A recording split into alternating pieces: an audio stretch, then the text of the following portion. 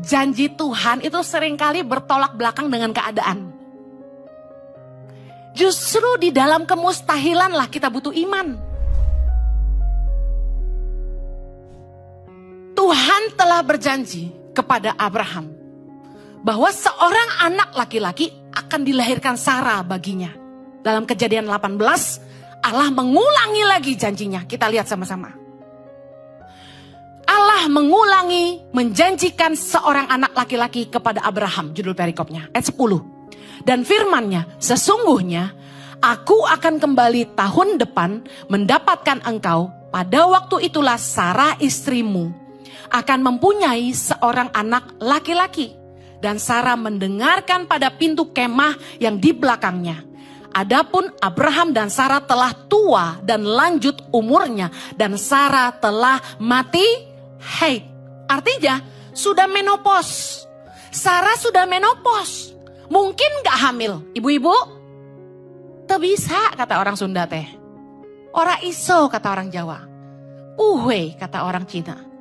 Gimana udah menopause bisa hamil? Nah, menarik. Janji Tuhan itu seringkali bertolak belakang dengan keadaan. Justru di dalam kemustahilan lah kita butuh iman.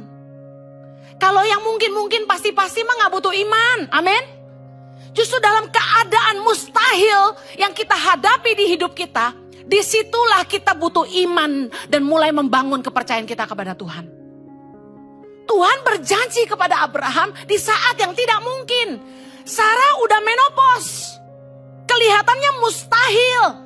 Tapi justru di dalam kemustahilan kita akan mengalami kuasa Tuhan. Dan melihat Tuhan setia akan janjinya. Amen. Tuhan tuh setia sama janjinya. Dia gak pernah gagal. Kejadian 21. Ishak lahir. Tuhan memperhatikan Sarah seperti yang difirmankannya. Dan Tuhan melakukan kepada Sarah seperti yang dijanjikannya. Katakan amin. Maka mengandunglah Sarah. Lalu ia melahirkan seorang anak laki-laki bagi Abraham dalam masa tuanya. Pada waktu yang telah ditetapkan sesuai dengan firman Allah kepadanya. Abraham menamai anaknya yang baru lahir itu Ishak yang dilahirkan Sarah baginya. Adapun Abraham berumur 100 tahun ketika Ishak anaknya lahir baginya. Wow. Saya yakin karena Abraham mengenal Tuhan dan Abraham terbiasa mendengar suara Tuhan. Abraham tahu bahwa imannya sedang diuji ketika Tuhan meminta Ishak untuk dikorbankan.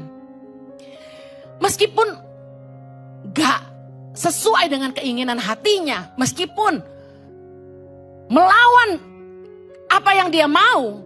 Dan meskipun Bapak Abraham harus mengorbankan apa yang paling berharga dalam hidupnya. Dia taat. Karena dia mengenal Tuhan dan dia percaya, enggak, ini iman gue pasti lagi diuji. Nah sometimes waktu Tuhan tuh suruh kita lakukan sesuatu. Meskipun itu gak enak buat daging kita. Berlawanan dengan keinginan hati kita. Gak enak buat kitanya. Dan kita harus mengorbankan yang berharga dalam hidup kita. Saya katakan gini. Belajarlah taat. Karena Anda tahu. Ketaatan adalah kunci berkat. Orang yang taat pasti banyak berkat.